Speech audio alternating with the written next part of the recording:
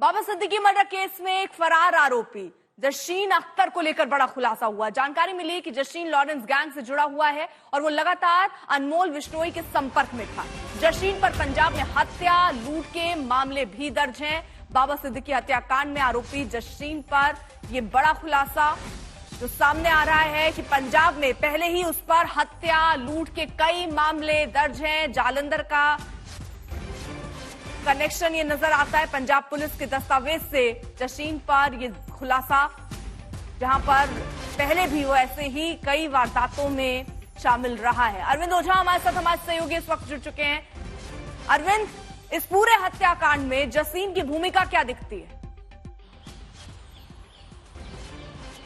देखिए, सबसे पहले बताऊं, आज तक के पास जो डोजियर है वो उससे मुंबई पुलिस को एक नई दिशा मिलेगी, क्योंकि जो जसीन अख्तर है बाबा सिद्दीकी हत्याकांड में जो फरार चल रहा है, पंजाब के जालंधर का रहने वाला है।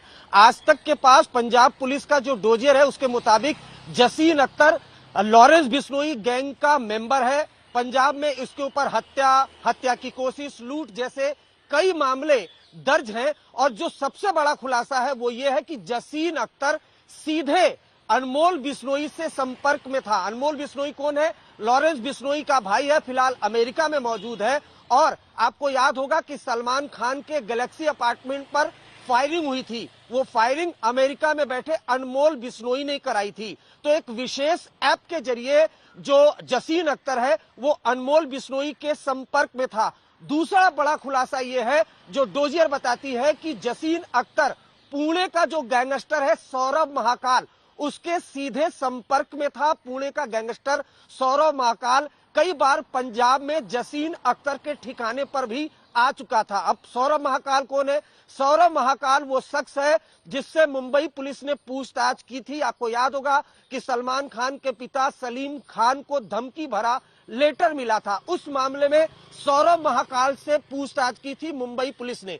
तो जसीन एक तरफ अनमोल बिश्नोई से सीधे संपर्क में रहता था, दूसरी तरफ पुणे के गैंगस्टर सौरभ महाकाल का वो एसोसिएट था। सौरभ महाकाल का पुणे में अच्छा बड़ा नेटवर्क है और वो सीधे लॉरेंस बिश्नोई गैंग से संपर्क में है। तो ये जो खुलासा है ये इस पूरी जांच में कहीं ना कहीं एक नई दिशा और दशा देने वाला है, क्योंकि अभी तक जो अक्यूज थे वो पकड़े गए थे, वो मुंबई पुलिस के इंटरोगेशन में ये बता रहे थे कि वो बिश्नोई गैंग से कांटेक्ट में है। लेकिन आज तक के पास जो डोजियर है पंजाब पुलिस का, उसमें सीधे सीधे लिखा हुआ है कि जसीन अख्तर वो लॉरेंस बिश्नोई गैंग से जुड़ा हुआ है और साथ ही साथ जो पुणे का गैंगस्टर है सौरभ महाकाल उसका करीबी है। उसके अलावा पंजाब पुलिस के उस अधिकारी ने जिसने 2022 में जसीन अख्तर को गिरफ्तार किया था, उन्होंने आज तक को बताया कि जब जसीन अख्तर को गिरफ्तार किया गया था, उसका मोबाइल खंगाला गया था, तो उससे यह पता चला था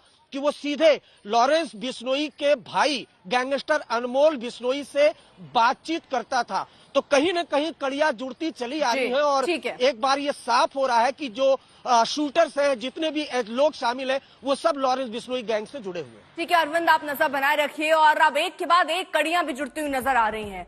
बाबा सिद्दीकी का पूरा मर्डर मामला जिसमें लॉरेंस का क्या ये ऑर्डर था, अब जांच इस दिशा में भी हो रही है। फिलहाल धर्मराज उसको गिरफ्तार किया गया है, गुरमेल सिंह गिरफ्तार हुआ है और प्रवीण लोनकर, ये 3 गिरफ्तारी अभी इस पूरे मामले पर हो चुकी है। लेकिन अभी भी कई ऐसे लोग हैं जिससे जुड़े हुए हैं और उन्हें पकड़ने के लिए 15 टीमें गठित की गई हैं। अलग अलग जगहों पर, अलग अलग राज्यों में इस वक्त दबिश दी जा रही है। फिलहाल आपको बता दें शिव कुमार गौतम वो फरार है। शुभमन लोनकर जिनके ट्विटर हैंडल, फेसबुक हैंडल से पोस्ट हुए थे, वो फरार है। वहीं जसीन अख्तर भी फरार बताया जा रहा है। 12 अक्टूबर की शाम दरअसल ऑफिस से निकले थे बाबा सिद्दीकी। ऑफिस के पास पटाखे चल रहे थे, 3 हमलावर ऑफिस के पास ही मौजूद थे। ऑटो से वहां पहुंचते हैं और 6 राउंड वहां पर फायरिंग करते हैं। 3 गोलियां बाबा सिद्दीकी को लगती हैं। बाबा सिद्दीकी पर 6 राउंड गोलियां चलाई गई। 1 गोली सिद्दीकी के सीने पर लगी और मौके से 2 आरोपी धर लिए गए, गिरफ्तार कर लिए गए। लेकिन तीसरा वहां से मौका देखकर फरार होने में कामयाब रहा। अब उसी के लिए और बाकी और कनेक्शन में जो लोग जुड़े उनको पकड़ने के लिए टीमें गठित की गई हैं। लेकिन लॉरेंस बिश्नोई का क्या ये आदेश था, अब इसको लेकर भी जांच हो रही है। हत्या के लिए 50-50 हजार रुपए मिले थे, ये भी खबरें आ रही हैं। और मर्डर से पहले करीब 40 दिन रेकी की गई। लॉरेंस गैंग ने सोशल मीडिया पर जिस तरीके से इस हत्याकांड की जिम्मेदारी ली, उससे साफ है कि इसका सलमान से भी कनेक्शन है। हो सकता है सलमान को डराने के लिए ही इस हत्याकांड को अंजाम दिया गया। लॉरेंस सलमान खान को अपना दुश्मन नंबर 1 मानता है। वो सलमान के घर फायरिंग भी करा चुका है। अब सलमान के करीबियों को निशाना बना रहा है।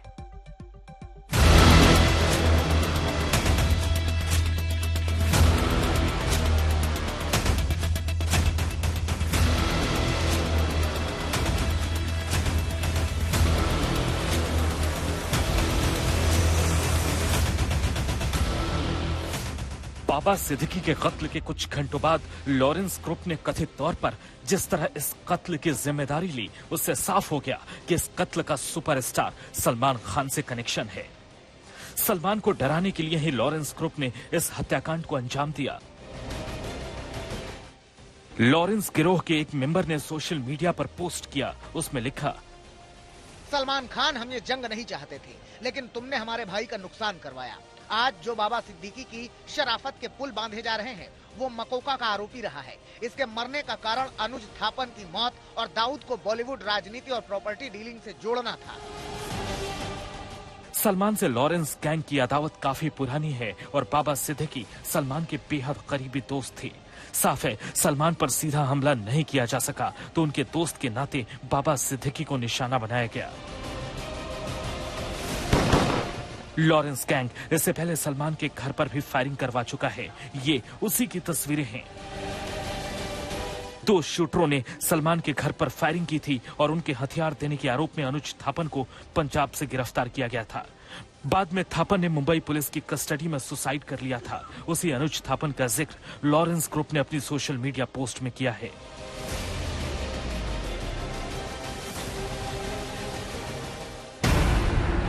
यह भी जग जाहिर है कि सलमान खान का बाबा सिद्दीकी से गहरा रिश्ता था। सलमान और शाहरुख की दोस्ती भी बाबा सिद्दीकी ने ही कराई थी।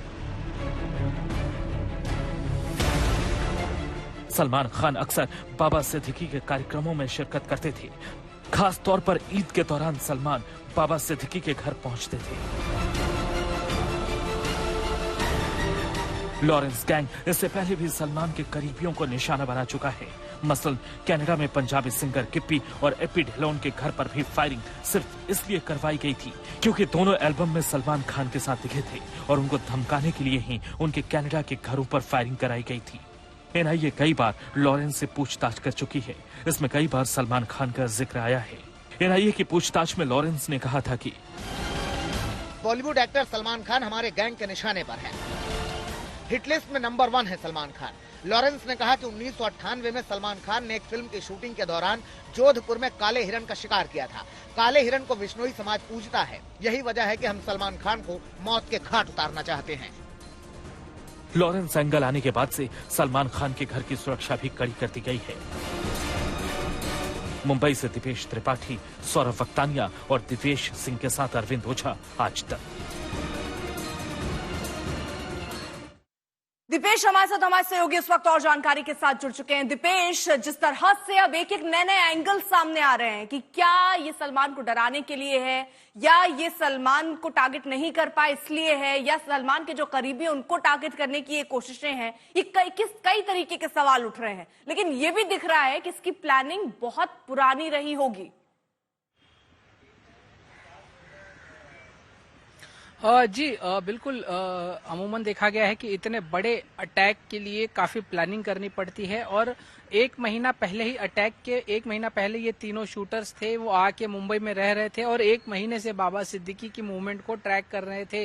वो कहाँ जाते हैं, किससे मिलते हैं, किस समय कहाँ रहते हैं, उनके पूरे शेड्यूल की जानकारी जो है इन तीनों शूटर्स के पास थी। यानी जाहिर तौर पर 1 महीने से तो नजर रख रहे थे, तो इसकी प्लानिंग इसके पहले काफी पहले से चल रही होगी। तो वहीं दूसरी तरफ सलमान को डायरेक्टली या इनडायरेक्टली एक तरीके से मैसेज देने की बात ये साफ तौर पर जाहिर होती है, क्योंकि बाबा सिद्दीकी काफी करीबी माने जाते हैं। और बॉलीवुड में सिर्फ सलमान ही नहीं, जो अन्य सितारे हैं उनके भी काफी करीबी रिश्ते रहे हैं बाबा सिद्दीकी से। तो जाहिर तौर पर और कल जिस तरीके से एक सोशल मीडिया पोस्ट कर बिश्नोई गैंग द्वारा इसकी जिम्मेदारी लेने की बात जब कही गई थी, हालांकि आज तक इसकी पुष्टि नहीं करता इस पोस्ट की, उससे भी ये साबित होता है